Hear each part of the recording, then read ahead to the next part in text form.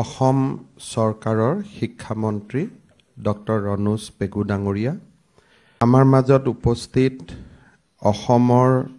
বিভিন্ন বিশ্ববিদ্যালয়ৰ উপাচাৰ্যসকল, সৰ্বশ্ৰী অৰূপজ্যোতি চৌধুৰী ডাঙৰীয়া, অমলেন্দু চক্ৰৱৰ্তী ডাঙৰীয়া, প্ৰহ্লাদ যোশী ডাঙৰীয়া, নিৰোদ বৰুৱা ডাঙৰীয়া, ৰমেশ চন্দ্ৰ ডেকা ডাঙৰীয়া, বাবুলাল আহুজা ডাঙৰীয়া, অজন্তা বৰগোহাঁই ৰাজকোঁৱৰ ডাঙৰীয়ানী, গাণ্ডু সিংঘিয়া ডাঙৰীয়া, ৰাজেন্দ্ৰ প্ৰসাদ দাস ডাঙৰীয়া, উপস্থিত নিমন্ত্ৰিত মহাবিদ্যালয়ৰ অধ্যক্ষসকল, ভাৰ্চুৱেলি আমাৰ লগত সংযোজিত হৈ থকা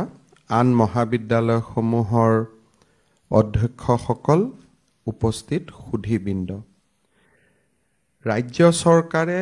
2016-17 চনত এটা সিদ্ধান্ত লৈছিল যে আমাৰ উচ্চ শিক্ষাত GER বঢ়োৱাৰ কাৰণে, জেনেৰেল এনৰোলমেণ্ট ৰেচিঅ' বঢ়োৱাৰ কাৰণে আমি মহাবিদ্যালয়সমূহত নামভৰ্তি বিনামূলীয়াকৈ কৰিম।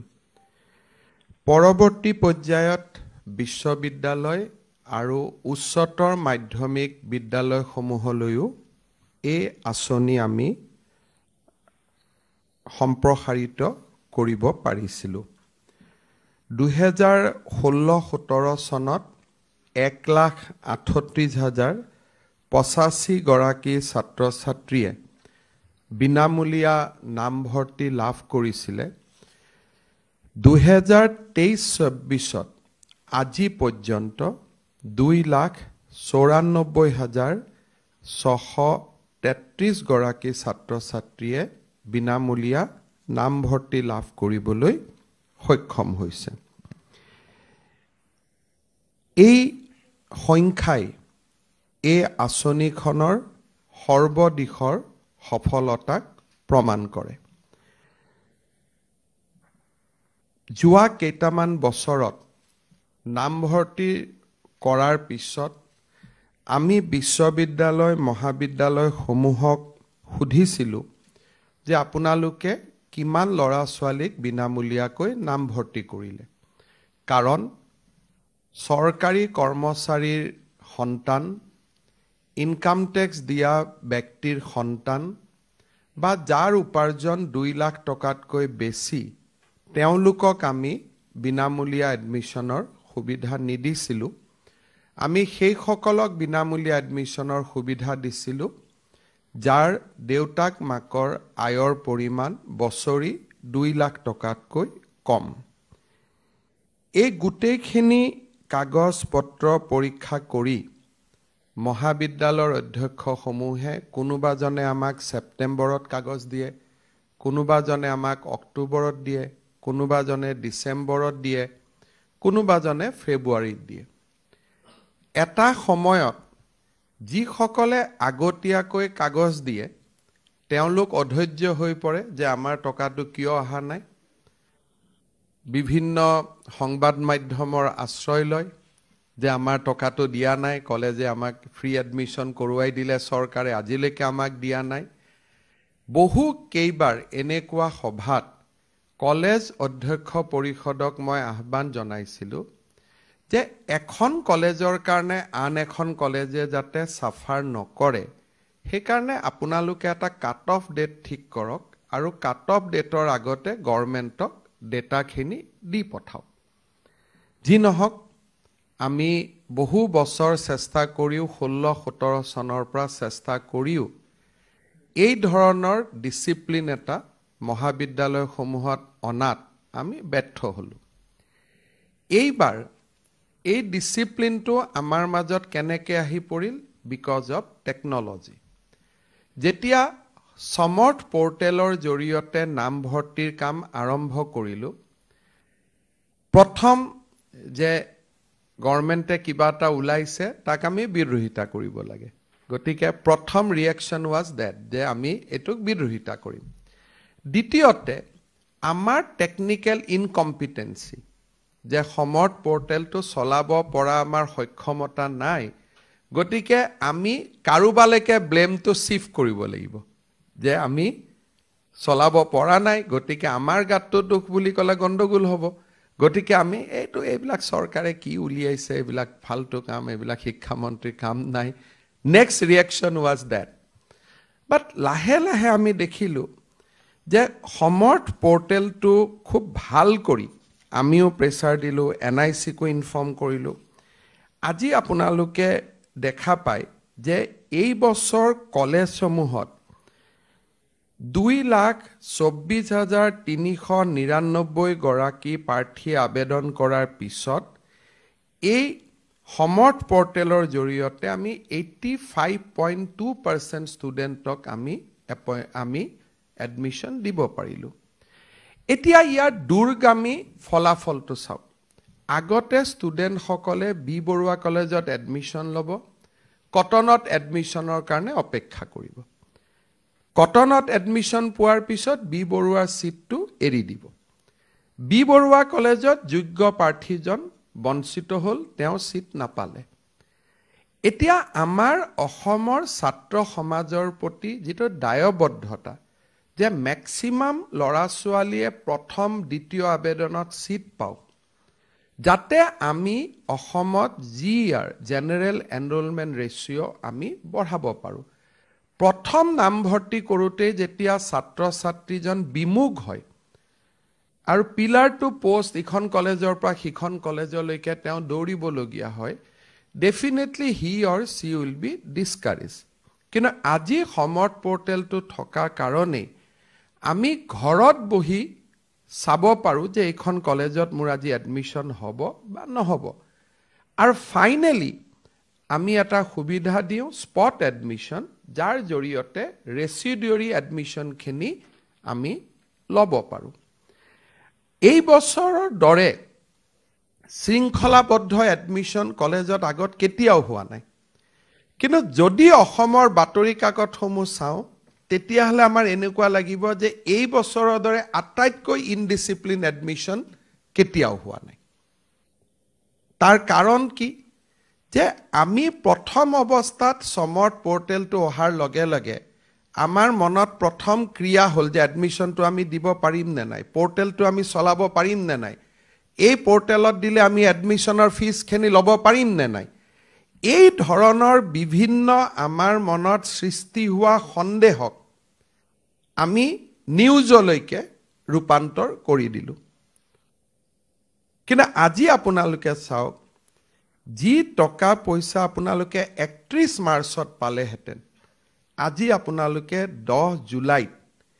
এই টকা পইচাটো পাব সক্ষম হৈছে, কলেজখিনি ভালকৈ চলিব। আৰু এই ক্ৰেডিটটো মই নলওঁ, কাৰণ মইতো এনেও 31 মাৰ্চত টকাটো দিবই লাগিলহেঁতেন। ক্ৰেডিট আমি ল'লোঁ 16-17 যে আমি বিনামূলীয়া এডমিশ্যন দিলোঁ। কিন্তু এইবাৰ টকা পইচাখিনি যদি ইন টাইমত পোৱাৰ কাৰণে কাবাক আমি ক্ৰেডিট দিব লাগিব, টেকন'লজি আৰু সমৰ্থ পৰ্টেলক দিব লাগিব। যে আজি তাৰ কাৰণে এখন মহাবিদ্যালয়ে 80 লাখ 90 লাখ টকা যি আপোনালোকৰ ল'ৰা ছোৱালীৰ পৰা পাব লাগিলহেঁতেন, আজি আপোনালোকে টকা পইচাখিনি পালে। সুন্দৰভাৱে পেমেণ্ট গেটৱেত একাউণ্টিং হ'ল, কিমান ল'ৰা কিমান পইচা, এখন কলেজত বছৰি নামভৰ্তিৰ কাৰণে কিমান টকা আহে, কি আহে, আজি গোটেইটো এটা স্বচ্ছতাৰ মাজলৈকে গুচি গ'ল। আজি সমৰ্থ পৰ্টেলৰ কাৰণে পূব কামৰূপ কলেজত এডমিশ্যনৰ পৰা ষ্টুডেণ্টৰ কিমান টকা আহে, এতিয়া DPIক RTI এখন কৰিলেও আমি উত্তৰ দিব পৰা হ'লোঁ। আগতে ইট ৱাজ অপেক, কোনেও নাজানিছিল। গভৰ্ণিং বডিক কিবা এটা কৈছিলে, নাই কোৱা, কিন্তু এতিয়া গোটেইটো ট্ৰান্সপাৰেঞ্চি হৈ গ'ল। আৰু ট্ৰান্সপাৰেঞ্চিৰ লাভটো কোনে পালে? কলেজখিনিয়ে পাবলৈ সক্ষম হ'ল। এতিয়া আমি ঠিক কৰিছোঁ যে কুৱেটৰ পিছত আৰু এটা এডমিশ্যন হ'ব। আৰু এটা এডমিশ্যন হোৱাৰ লগে লগে 10 ছেপ্টেম্বৰত আমি কুৱেটত যিখিনি বিনামূলীয়া এডমিশ্যন দিলে তাৰ পইচাখিনিও আমি 10 ছেপ্টেম্বৰত আপোনালোকক উভতাই দিম। তাৰ পিছত আপোনালোকে 3rd ছেমিষ্টাৰ আৰু 5th ছেমিষ্টাৰত আপোনালোকে বিনামূলীয়া এডমিশ্যন দিব। যিদিনাখনে সমৰ্থ পৰ্টেলত বিনামূলীয়া এডমিশ্যনৰ প্ৰক্ৰিয়া লাষ্ট ডেট পাৰ হ'ব, তাৰ 10 দিন পিছত আমি তাৰো পইচা উভতাই দিম। এই গোটেই শৃংখলিত ব্যৱস্থাটোক আমাৰ সুধী সমাজ শিক্ষক সমাজে সদায়ে পজিটিভলি মানুহৰ আগত ক'ব লাগে কাৰণ পজিটিভ কামৰ স্পন্দন পজিটিভলি সমাজৰ মাজত যাব লাগে যেতিয়া আমি পজিটিভলি কথাবিলাক নকওঁ যেটো পজিটিভ কথা যে ইয়াত এডমিশন দি আমাৰ ভাল হৈছে আৰু যদি বেয়া হৈছে 6টা গ্ৰাউণ্ড লিখি যে এই কেটা কাৰণত সমৰ্থ পোৰ্টেলৰ এফিকেচিৰ ওপৰত মোৰ সন্দেহ আছে টেকনলজিক্যাল টিম আহিব এটোটো আমি বনোৱা সফটওয়্যাৰ নহয় আমি দিল্লীত পঠাম দিল্লীৰ পৰা টিম আহিব যিখিনি অসুবিধা আছে এটো ফিক্স কৰিব কাৰণ ভৱিষ্যতটো এআই আৰু টেকনলজিৰ ওপৰতে হ'ব অসমৰ কলেজৰ অধ্যক্ষসমূহ আৰু অসমৰ বাতৰি কাকতৰ ইমান সক্ষমতা নাই যে আমি ভৱিষ্যতৰ এআই ৰিভলিউচনটো ৰখুৱাই দিব পাৰো উই ক্যানট কাৰণ টেকনলজি ইজ এ ৰিয়েলিটি মুখ্যমন্ত্ৰী থাকিব আহিব যাব কিন্তু এআই টো প্ৰতিদিন বা আমাৰ অসমৰ জৰিয়তে আমি কেনেকৈ নোহোৱা কৰি দিব পাৰো হেতুটো নোৱাৰো কাৰণ তেওঁলোকে নিজে এআই টো ব্যৱহাৰ কৰে ৰুমত বহি যদি টেকনলজিক্যাল ৰিভলিউচনটো আমি কেইজনমান অধ্যক্ষই ভাবিলে এটো চেঞ্জ হৈ যাব নেকি এটোটো নাযাব গতিকে টেকনলজিৰ লগত খোজ কাৰাটো আজি সাত জিপিটিটো হাতত ললে উই এম্পাৱাৰ্ড আৱাৰসেলফ তাত নেগেটিভিটিও আছে নেগেটিভিটি খিনিক বাদ দি পজিটিভিটি খিনি লোৱাটোৱে হল হিউম্যান ব্ৰেইন গতিকে এই যিবিলাক টেকনলজি আহিব টেকনলজিক্যাল ৰিভলিউচন হ'ব যি আল্টিমেটলি ষ্টুডেণ্টক বেনিফিট কৰিছে বা বেনিফিট কৰিব তাক আমি ওয়েলকাম কৰিব লাগে with a sense of intellectual discussion যে প্ৰথমতে আলোচনা কৰিব লাগে ইয়াৰ পজিটিভিটি কি ইয়াৰ নেগেটিভিটি কি ওয়ান্স ইট ইজ ডান যে হয় এটো ষ্টুডেণ্টৰ কাৰণে ভাল হ'ব উই আৰ কনভিন্স তেতিয়া টিথিং ট্ৰাবল বিলাক আমি নিজে ডিল কৰি ইয়াক আগুৱাই লৈ যোৱাৰ আমাৰ সকলোৰে কালেক্টিভ কেপেবিলিটি থাকিব লাগিব এবাৰ যিকোনো কলেজৰ অধ্যক্ষই ক'ব যে এডমিশন দি এবাৰ অশান্তি পোৱা নাই আমি আগতে ই আহিব বিবৰুৱা কটন আপোনালোকে নিজেই ক'ব because technology is so smooth যেতিয়া অসমত এই ধৰণে এডমিশন হোৱা বুলি গম পালে বিহাৰ আৰু গোৱাৰ পৰা এডুকেশ্যন মিনিষ্টাৰ সকল অসমত দৌৰি আহিছে চাবৰ কাৰণে যে অসমত কেনেকৈ এটা সুন্দৰভাৱে পোৰ্টেলৰ জৰিয়তে লাখ লাখ ষ্টুডেণ্টক কলেজত নামভৰ্তি কৰিব পৰা হ'ল যিটো অসমৰ বাবে গৌৰৱৰ ক্ষণ সেইটো আমি ইয়াতে খিচিৰি পকাই পকাই ইয়াক আমি এটা অন্য ৰাস্তাত লৈ গলো লৈ যোৱাৰ মূল কাৰণটোৱে হ'ল কি যে প্ৰথমতে টেকনলজি বুলি ক'লে আমি ভয় খালো কিবা গণ্ডগোল হ'ব ইটো হ'ব সিটো হ'ব এটো হ'ল এটা দ্বিতীয়তে কলেজৰ অধ্যক্ষসমূহলৈকে মোৰ এটা অনুৰোধ যে আপোনালোকে জানে যে মহাবিদ্যালয়খনত আমি ফ্ৰী এডমিশন দিওঁ তাৰ পিছত ষ্টুডেণ্টৰ লগত আমি কিয় জুজবাগৰ কৰি থাকিব লাগে আৰু এটা 600 টকা আমি কিয় ষ্টুডেণ্টৰ পৰা ল'ব লাগে লাগিলে 600 টকা মুখ খুজি দিয়ক আকৌ যে মুখ্যমন্ত্ৰী মহোদয় আপুনি যদি ইমান দিছেই মুখ আৰু এটা 600 টকা দি দিয়ক অধ্যক্ষসকলৰ লগত ষ্টুডেণ্টৰ সম্পৰ্ক তেতিয়া ভাল হ'ব যেতিয়া ইউ ক্যান টেক ক্ৰেডিট যে বাবা মই সৰকাৰে দিয়া বুলি ক'ব নালাগে যে মই টুক ফ্ৰী এডমিশন কৰি দিলো complete go and sign in the life আপোনালোকে লগত কি লগাই দিয়ে নহয় নহয় মেগাজিন ওলাব লাগিব কলেজ উইক কৰিব লাগিব 600 টকা দিয়ক You are not tax collector of Guwahati Municipality Corporation. এই যেটো আজি মই এই মিটিংখন নাপাতিলো হেতেন এই মিটিংখন যোৱাকালি পূব বংশৰ কলেজৰ অধ্যক্ষক মোৰ নিজৰ ইনিচিয়েটিভত মই সাসপেন্ড কৰিছিলো Ranoj Pegu was reluctant DPI was reluctant মই বুজাই দিম বুজোৱা বুজি কথা নাই কিয় বুজাব লাগে কাক বুজাম আমি মই মোৰ লৰাকহে বুজাম বাকি মই কলেজৰ অধ্যক্ষ এজনক বুজোৱাৰ মোৰ সাহস আছে নেকি I have to implement the rule and law বুজোৱাৰ মোৰ অধিকাৰ ক'ত আছে বুজালে তেওঁ বুজিব কিয় মোক ক'ব ভাই আপুনি এজন মুখ্যমন্ত্ৰী আপুনিতো আপোনাৰ কি ডক্টৰেট আছে কি PhD আছে মই ইমান শিক্ষা দীক্ষা ললো মোক কিয় আপুনি বুজায় আমাৰতো বুজোৱা কাম নহয় না বুজনি লোৱাটো আপোনালোকৰ কাম being the government employee public servant it is your responsibility to obey the government order in toto আজি বেলেগ বাদ দিয়ক মুখ্যমন্ত্ৰীৰ সমষ্টিৰ খোৱালকুছি কলেজতে 600 টকা উঠাই দিছে অধ্যক্ষজনে মুলকে লৰাইটো আৰু অসত্য কথা নকয়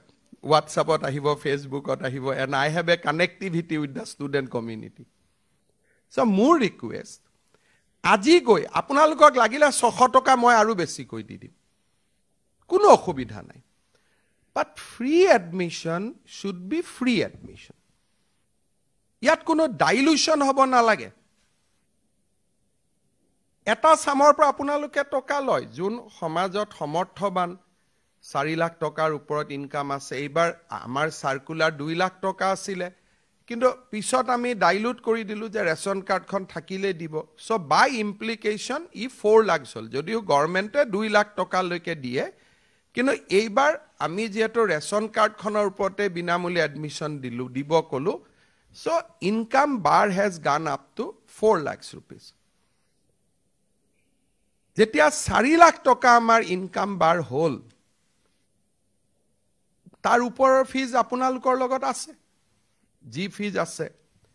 এতিয়া এই কথাখিনি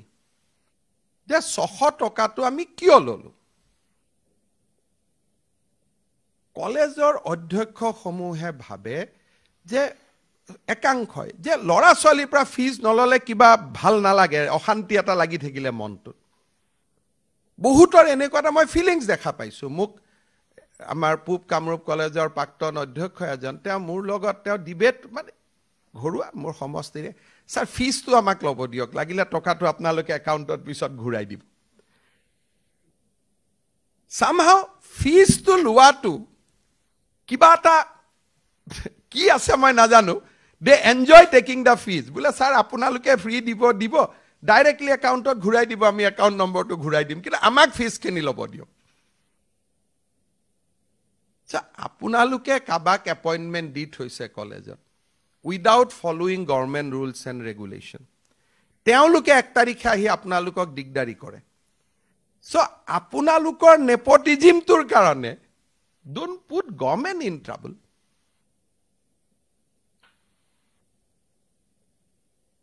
মইতো ভিতৰখিনি বুজি পাওঁ যে আপোনালোকৰ সমস্যাটো কত দুজন গ্ৰেড 3 এপইন্টমেন্ট দি থৈ দিছে দুজন গ্ৰেড 4 এপইন্টমেন্ট দি থৈ দিছে দুজন ফেকাল্টি এপইন্টমেন্ট দি থৈ দিছে আৰু গভৰ্নমেন্টৰ চকুত হেখিনি পৰিব নালাগে গটিকে ফিজৰ টকাখিনি দি আপোনালোকে তেওঁলোকক কিবা কিবি দি চলাই থাকে আৰু আমি ভ্ৰমণত গলে আমাক মেমৰেন্ডাম দিয়ে তেওঁলোকে you create a problem then you shift that to us খুব ধুনিয়াকৈ এটা সময়ত হেখিনি আৰু সেই মানুহখিনিয়ে লিখে সৰকাৰে আমাক বঞ্চনা কৰিছে সৰকাৰে আমাক ঠগাইছে আমাক কন্টেক্সুয়াল কৰি ৰাখি থৈ দিছে সৰকাৰে গমেই নাপায় যে এনেকুৱা মানুহ আছে এটো কলেজে নিজৰ এটা মেকানিজম কৰে আৰু সেই মেকানিজমটো এড্ৰেছ কৰিবৰ কাৰণে you transfer the problem to the government যে নহয় আমি ফিজটো লব লাগিব নহলে অহা মাহত আমি কেনেকে দৰমহা দিম জগদীশমুখী থকাৰ প্ৰায় আমি জানাত হায়াৰ এডুকেশনত কোনো কন্ট্ৰাকচুৱেল এণ্ড প্ৰাইভেট পোষ্ট থাকিব নোৱাৰে government is very clear and transparent on that এতিয়া আপোনালোকে সৰকাৰক বাইপাস কৰি কিবা এটা কাম কৰে আৰু সেইটো ভৰপুৰি কৰাৰ যিটো উপাদান হেতু স্টুডেন্টস হ'ব না লাগে it should be anybody except the students গটিকে মোৰ বিনম্ৰতাৰে নিবেদন স্টুডেন্টছৰ পৰা যি সকলে 600 টকাটো লৈছিলে আজি আপোনালোকে উভতাই দিয়ক কুৱেটৰ বিনামূলীয়া এডমিশনৰ পইচাও আমি আপোনালোকক 30 সেপ্টেম্বৰত দি দিম 3rd আৰু 5th সেপ্টেম্বৰৰো আপোনালোকক অন টাইম আপোনালোকে পইচা পাই যাব ষ্টুডেণ্টৰ পৰা কোনো কাৰণতে আপোনালোকে টকা পইচা সৰস্বতী পূজাৰ চান্দাটো কালেক্ট নকৰিব let them have a feeling that society takes care of them at least তেতিয়া এই লৰা ছোৱালী বিলাকে ডাঙৰ হৈ society কিবা এটা উভতাই দিবৰ কাৰণে চেষ্টা কৰে যে আমাক society-এ পঢ়ুৱাইছিলে গতিকে আমি society কিবা এটা উভতাই দিম যদি বিনামূলীয়া এডমিশন দিলো কিন্তু হাপ মাৰি নেগুৰত বিষ এটা থৈ দিলো তাৰ পৰাটো কাৰো লাভ নহয় না চৰকাৰৰ লাভ হ'ল না আপোনালোকৰ লাভ হ'ল না ষ্টুডেণ্টজনৰ লাভ হ'ল মই যদি কোনবা এখন মিটিঙত গৈ কওঁ মই বিনামূলীয়া এডমিশন দিছো অডিয়েন্সটোৱে ক'ব ক'ত বিনামূলীয়া আমিতো দিছো 600 টকা আকৌ দেউতাক মাককটো 600 টো 1000 বুলিও ক'ব পাৰে so a clear message should go the free means free এটকাও নাই নহলে আমি কম নাম দি দিম স্কিমটোৰ যে বিনামূলীয়া নহয় ৰেহাই মূল্য বুলি will change the name তেতিয়া ষ্টুডেণ্টেও জানিব যে কলেজত এডমিশন ললে 6000 টকা ফিস লাগে কিন্তু গভৰ্ণমেণ্টে এটো 1000 টকা কৰি দিলে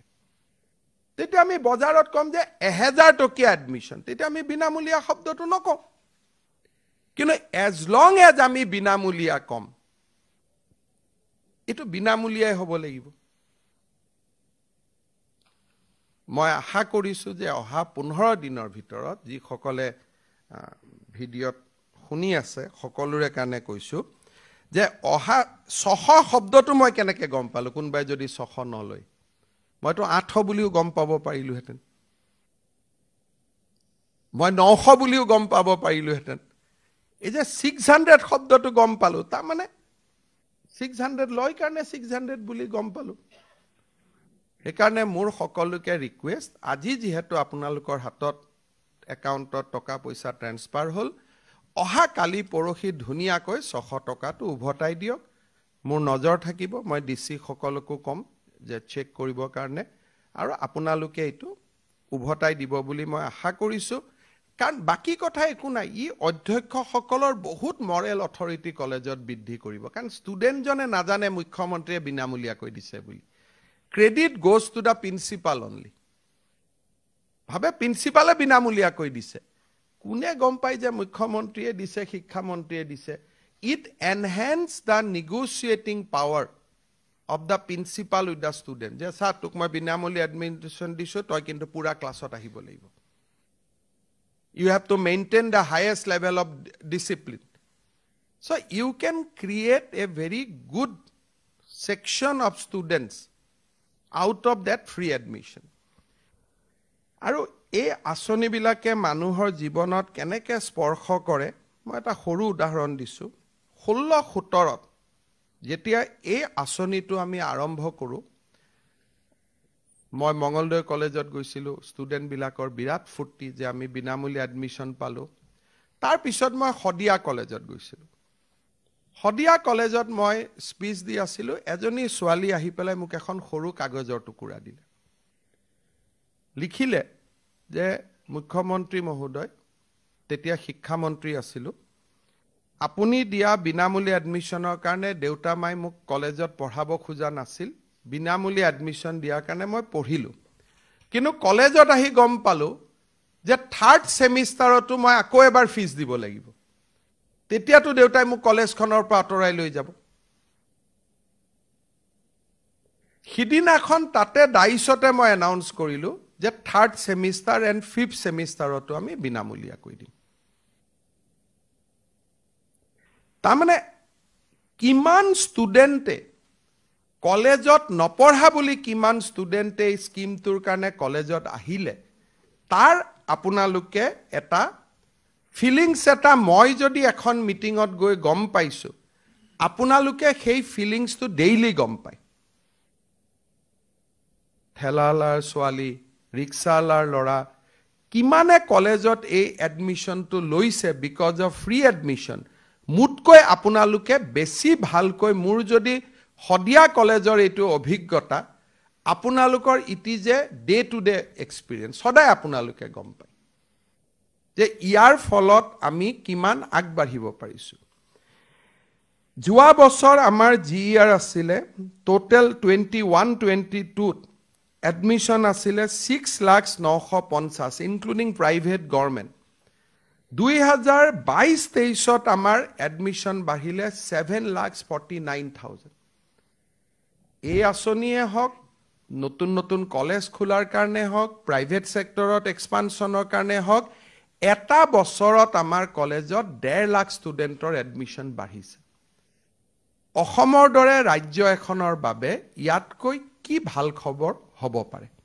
আপোনালোকে উচ্চ শিক্ষা জগতখনত আছে 16% আমাৰ জিআৰ এইবাৰ 1920 লৈকে আমি যাব পাৰো but we have potential to go up to 25% গতিকে আপোনালোকে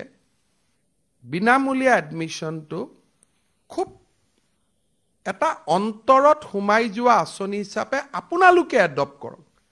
2016-17 প্ৰায় এই আঁচনিটো গভৰ্ণমেণ্ট ড্ৰিভেন হৈ থাকিলে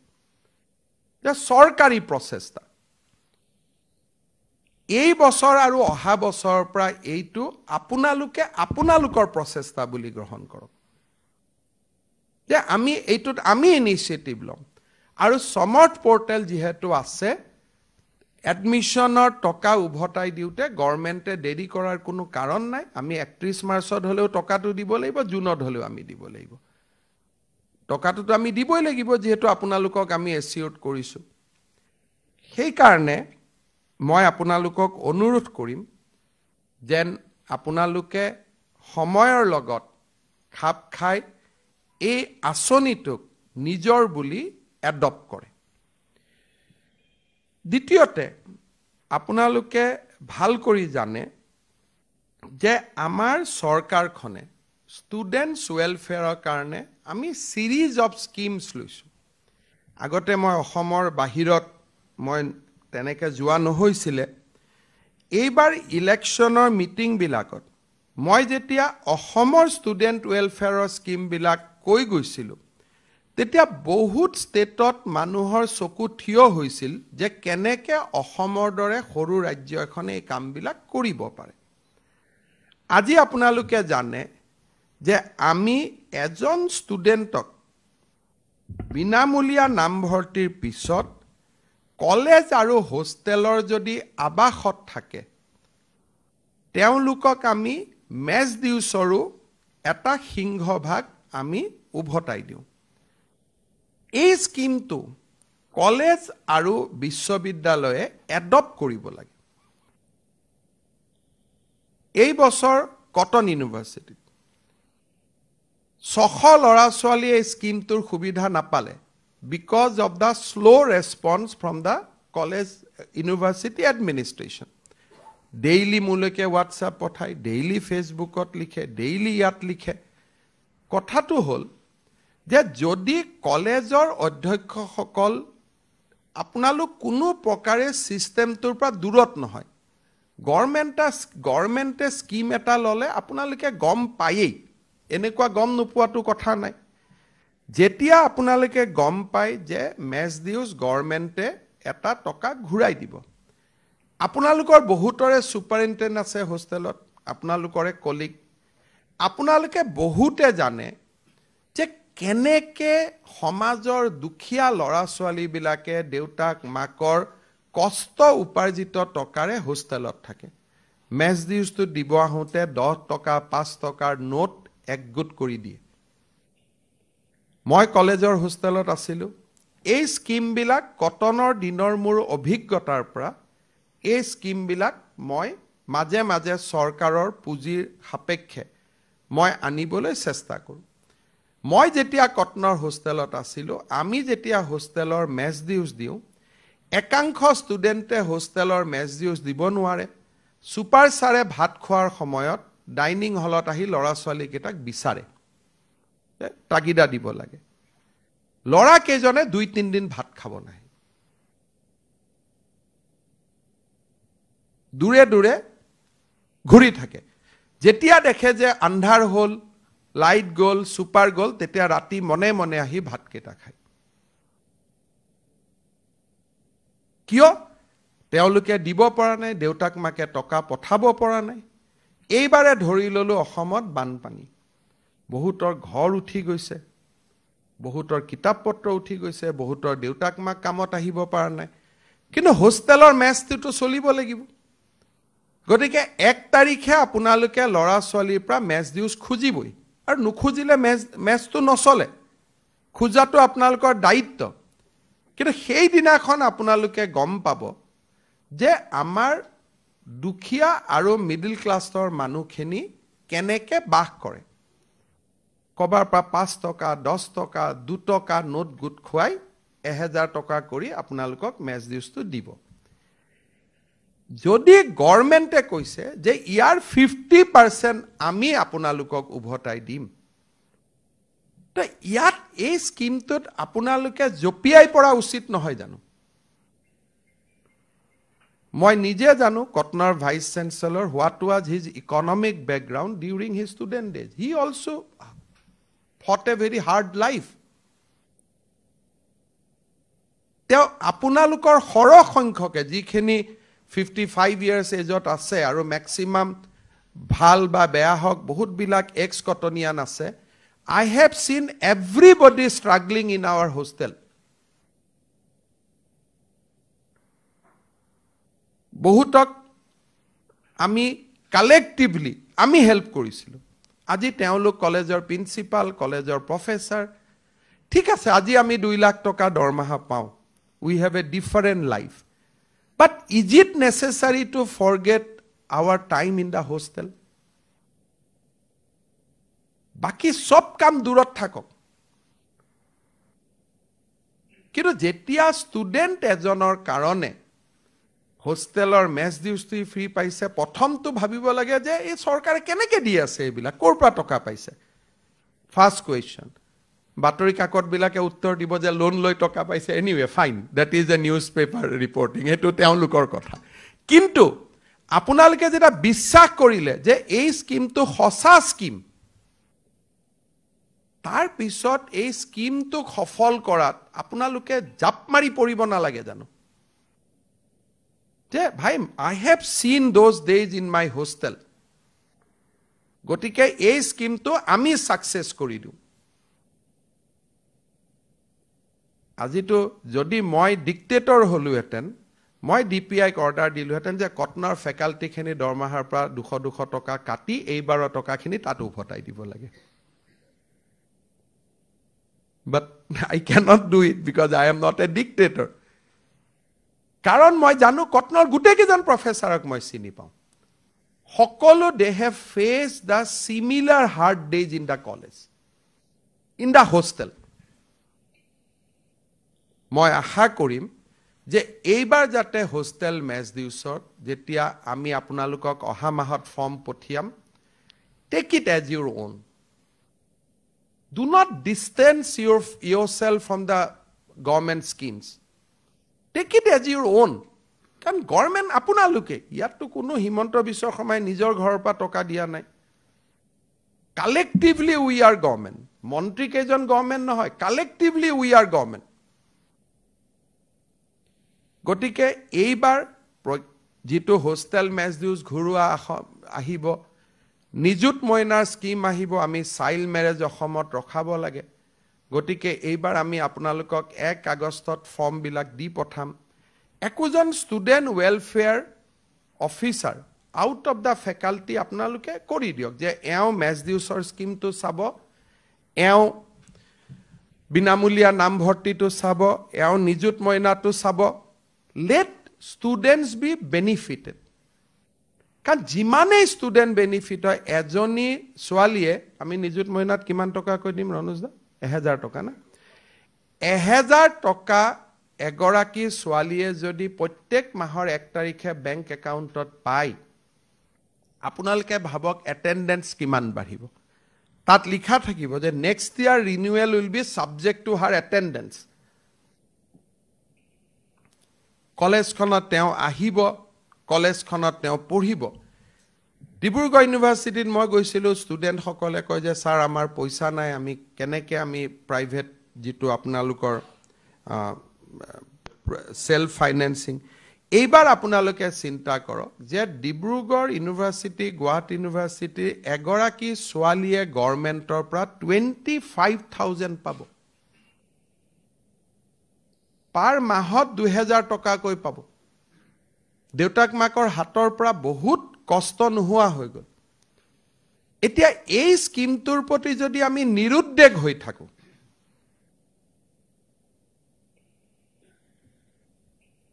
কাৰ লষ্ট হ'ব আমাৰ ছাত্ৰীসকলৰ লষ্ট হ'ব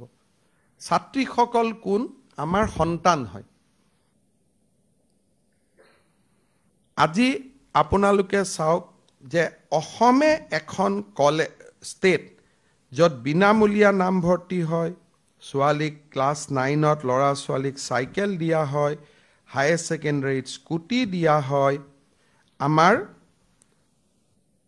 বিনামূলীয়া এডমিশন দিয়া হয় হোষ্টেল মেছ দিও সুভতাই দিয়া হয়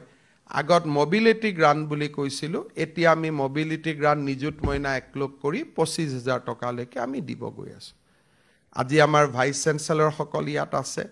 গুৱাহাটী ইউনিভাৰ্চিটি ভাইস চেঞ্চেলৰ নাই বিকজ হি নতুন vice chancellor within this month আহি যাব মই উপাচাৰ্য সকলক অনুৰোধ কৰিম যে আপোনালোকৰ day to day inspection of affiliated college ইয়াত এই কথাবিলাক হুমুৱাই ল'ব লাগে যে how they are doing in the student welfare activities student welfare activities হ'লে কলেজত আন্দোলন নোহোৱা হয় শিক্ষাৰ পৰিৱেশ আহে আৰু you get a positive students community which is very very important for academic world এটা ইতিবাচক কালি আপোনালোকে গৈ যেতিয়া 600 টকাটো উভতাই দিব you can see the smiling faces of the student E positivity create কৰে আৰু 600 টকাটো একো নহয় শিক্ষামন্ত্ৰী ক'লে হ'ল যে স্যাৰ যোৱাবাৰ এইবাৰ 7,000 টকা উভতাই দিছে অহাবাৰ পৰা 8,000 দিব one word that's enough আৰু তো একো দৰকাৰ নাই কেতিয়াবা কেতিয়াবা আপোনালোকেও পেপাৰৰ নিউজত আপোনালোকেও ভুল হৈ নাযাব এতিয়া ধৰক এই নিউজটোৱে ওলাইছিল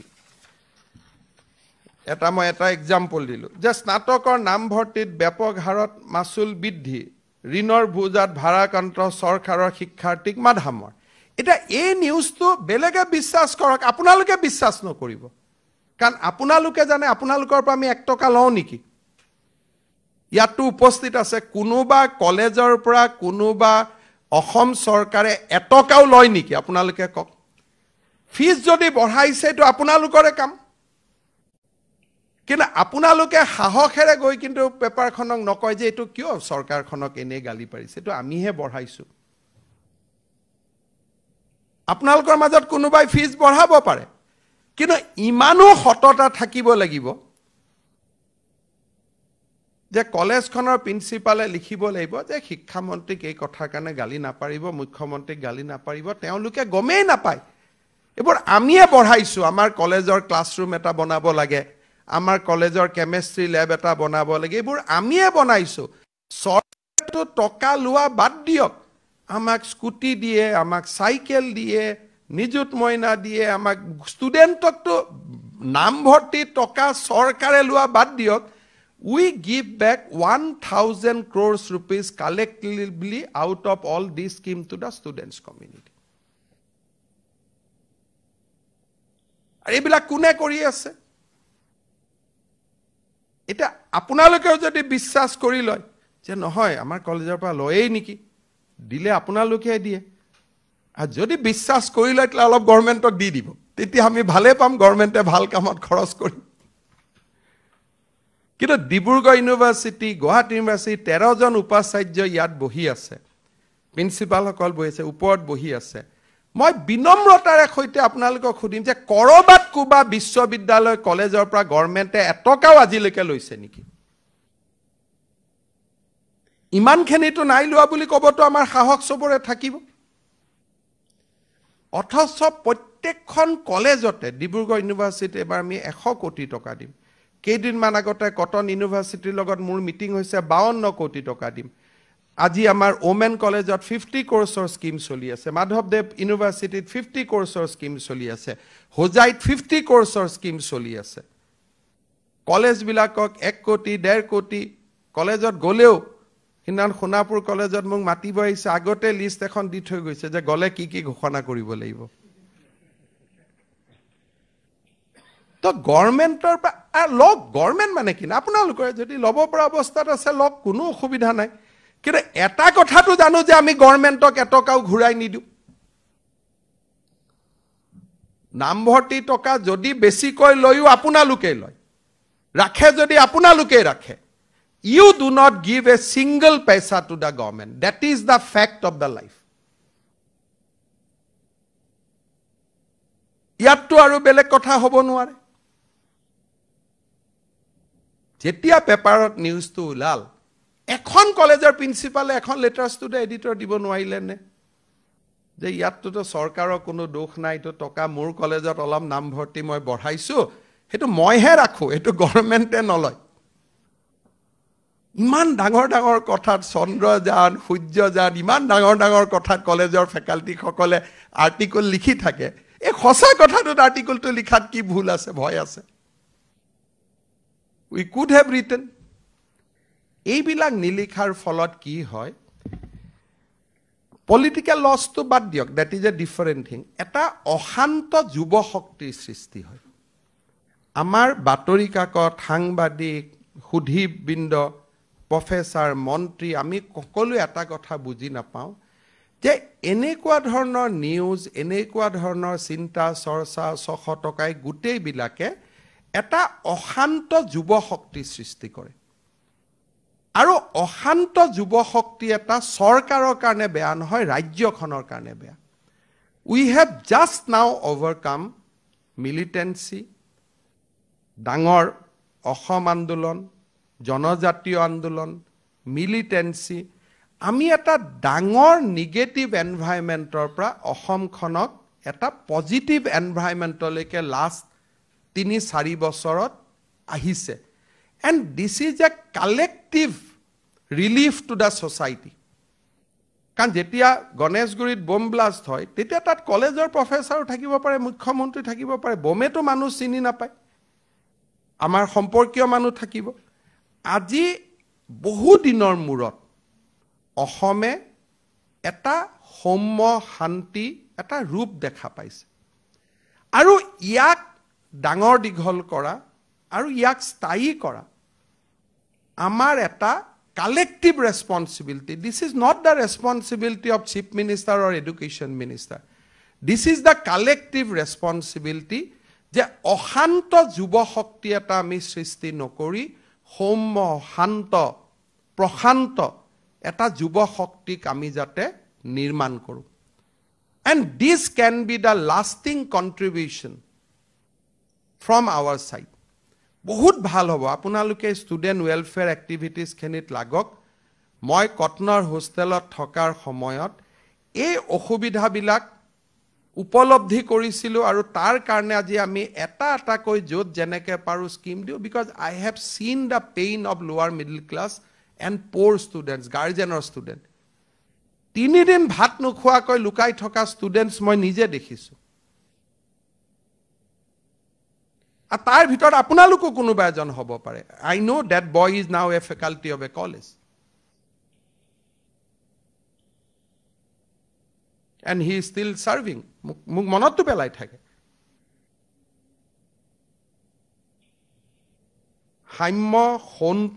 সৌম্য এটা যুৱ শক্তি আমি নিৰ্মাণ কৰিব লাগিব আজি ৰাতিপুৱা এটা আছে যে কলেজত চাকৰি কৰিলে পিআৰসি নালাগে পিআৰসি লাগিবই আমি নিৰ্দেশ দিম কিন্তু পিআৰসি cannot protect our local interest আবেগিক কৰা কথাটো বেলেগ স্থায়ী বাসিন্দাৰ পত্ৰ জুনে তুনে পাব পাৰে যদি অসমত 3 বছৰ থাকে গভৰ্ণমেণ্টে এতিয়াও আমি আধা সত্যই প্ৰকাশ কৰিম পুৰা সত্য প্ৰকাশ নকৰো গভৰ্ণমেণ্টে ডাঙৰ সেফগাৰ্ড এটা দিছে যে কলেজত প্ৰফেসৰ চতুৰ্থ শ্ৰেণীৰ চাকৰি পাবৰ কাৰণে লোকেল ল্যাঙ্গুৱেজৰ ওপৰত প্ৰফিচিয়েন্সি থাকিব লাগিব আৰু আপোনালোকেও গভৰ্ণমেণ্ট অৰ্ডাৰখন পাইছে যে all candidate must have proficiency in local language এটো সেক্ৰেটাৰী হায়াৰ এডুকেশনৰ নামত this order was issued. আৰু this safeguard যিখন 29/1/2022 উলাই গৈছে, this is highest level of safeguard. আজি হাইলাকান্দিত যেতিয়া এখন কলেজত ইন্টাৰভিউ হ'ব, বৰাক উপত্যকাৰ ষ্টুডেণ্টছৰ লং ডিমাণ্ড আছিল যে 3rd grade 4th grade আমাৰ ষ্টুডেণ্টে পাওক, গভৰ্ণমেণ্ট অৰ্ডাৰ আমি দিব নোৱাৰোঁ। কিন্তু যেতিয়া আমি কৈছোঁ প্ৰফিচিয়েঞ্চি ইজ লোকেল লেংগুৱেজ, তাৰে ষ্টুডেণ্টে পাব। যেতিয়া আমি কৈছোঁ যে প্ৰফিচিয়েঞ্চি ইজ লোকেল লেংগুৱেজ, কোকৰাঝাৰত বড়ো আৰু অসমীয়া জানা ল'ৰা ছোৱালীয়ে পাব। ৰাভা হাছাঙত ৰাভা জানা ভাষা জানা ল'ৰাজনকো আমি কনচিডাৰ কৰিব পাৰোঁ। ৰাতিপুৱাই হুলস্থুল হৈ গ'ল যে গভৰ্ণমেণ্টে PRC উঠাই দিলে, কিন্তু PRCৰ জাগাত যে গভৰ্ণমেণ্টে হাইয়েষ্ট লেভেল অফ ছেফগাৰ্ড আনিলে, সেই কথাটো কিন্তু ক'তো উল্লেখ নহয়। কিন্তু আমি জানো যে এইখন গভৰ্ণমেণ্টে অসমৰ মানুহৰ স্বাৰ্থতে কাম কৰিব। যেতিয়া কলেজৰ প্ৰফেচাৰ এপইণ্টমেণ্ট হয়, PRCৰ কথা কোৱাৰ কাৰণে 2-1খন কোৰ্টত আমাক ক'লে যে তোমালোকে PRC ইনচিষ্ট কৰিব নোৱাৰা। উই লছ দ্য কেছ, আৰু আমি কলেজৰ ফেকাল্টিত আমি বাহিৰৰ মানুহক এপইণ্টমেণ্ট দিবলগীয়া হ'ল বিকজ অফ হাই কোৰ্ট। এতিয়া আমি কৈছোঁ যে নহয়, কলেজৰ প্ৰফেচাৰ এপইণ্টমেণ্ট কৰাৰ আগতে প্ৰফিচিয়েঞ্চি অফ লোকেল লেংগুৱেজ, তাৰমানে শুৱালকুছিত যদি চাকৰি কৰিব খোজে অসমীয়া জানিব লাগিব। অসমীয়াৰ পেপাৰ এখন আপোনালোকে 15 মিনিটৰ প্ৰথম কৰাই ল'ব। তেতিয়া উৰিষ্যা বা বিহাৰৰ পৰা অহা ষ্টুডেণ্টজনে কেনেকৈ অসমীয়াত লিখিব? চ' যিসকলে নিজক জাতীয়তাবাদী বুলি ভাবে, আমি তাতকৈও বেছি জাতীয়তাবাদী। উই গ' টু দ্য নেক্সট লেভেল। কাৰণ PRC বুলি ক'লে বঙালী কথা কোৱা মানুহ এজনো PRC, হিন্দী ভাষী কোৱা মানুহ এজনো PRC। কিন্তু যেতিয়া লোকেল লেংগুৱেজ বুলি ক'ব, it is A very hard definition, যিটো কলেজৰ মেনেজিং কমিটিয়ে ঠিক কৰিব, what is the local language of my college area. Sualkuchi কলেজে ক'ব অসমীয়া, হোজাই কলেজে ক'ব আছামিজ ষ্ট্ৰক বেংগলী, হাইলাকান্দিয়ে ক'ব বেংগলী ষ্ট্ৰক হিন্দী, শিলচৰত ক'ব বেংগলী প্লাছ ষ্ট্ৰক হিন্দী, কোকৰাঝাৰত ক'ব বেংগলী ষ্ট্ৰক বড়ো। চ' PRCটো আৰ্মিত কাম কৰি থকা মানুহ এজনেও ইয়াত PRC পাব যদি 3 বছৰ থাকে। ডক্টৰ মনমোহন সিঙেও ইয়াত PRC পাইছিলে, যদিও অসমত এদিনো থকা নাই। Because PRC is a legal document. But when you spoke about the local language, it is a subjective satisfaction of that college. আর যাৰ ফলত কলেজৰ পোষ্টত আউটসাইডাৰে এপইণ্টমেণ্ট পোৱাৰ কথাটো নাহিবই। কিন্তু ৰাতিপুৱাৰ পৰা সাংবাদিক মেল, প্ৰেছ কনফাৰেন্স চব হৈ গ'ল, কিন্তু ক'তো এষাৰ নকলে যে গভৰ্ণমেণ্টে আনাদাৰ ছেফগাৰ্ড ৱাজ প্ৰেছক্ৰাইব। সেইকাৰণে মই ভাবোঁ যে আমাৰ উদ্দেশ্য চবৰে এটাই, কলেজবিলাক ভাল হওক। কাৰণ মই ইয়াত এই অৰ্ডাৰটো দিওঁতে I am not in to mind. উৰিষ্যাৰ পৰা অহা প্ৰফেচাৰ এজনে বি বৰুৱা কলেজত কেনেকৈ চাকৰি কৰিব? এণ্ড ভাইচা ভাৰ্চি, অসমৰ প্ৰফেচাৰ এজনে উৰিষ্যাত গৈ চাকৰি কৰিব নোৱাৰে। যদি ষ্টুডেণ্টৰ লগত কমিউনিকেট কৰিব নোৱাৰে ইন দ্য লোকেল লেংগুৱেজ, তে কলেজত চাকৰি কৰিতো লাভ নাই। In that point we can win. আমি কোৰ্টত গ'লেও আমি উইন কৰিব পাৰোঁ যে যদি লেংগুৱেজ নাজানে পঢ়াব কেনেকৈ। সেইকাৰণে গভৰ্ণমেণ্টৰ প্ৰত্যেকখনেই এই অৰ্ডাৰটো হয়তো আপোনালোকৰ বহুতৰ চকুতো পৰা নাই। সেইকাৰণে DPIক সুধি আছে কি কৰিম, DPI উত্তৰ দিবলগীয়া হৈছে। কিন্তু আপোনালোকে এই অৰ্ডাৰখন যদি পঢ়ি চালেহেঁতেন যে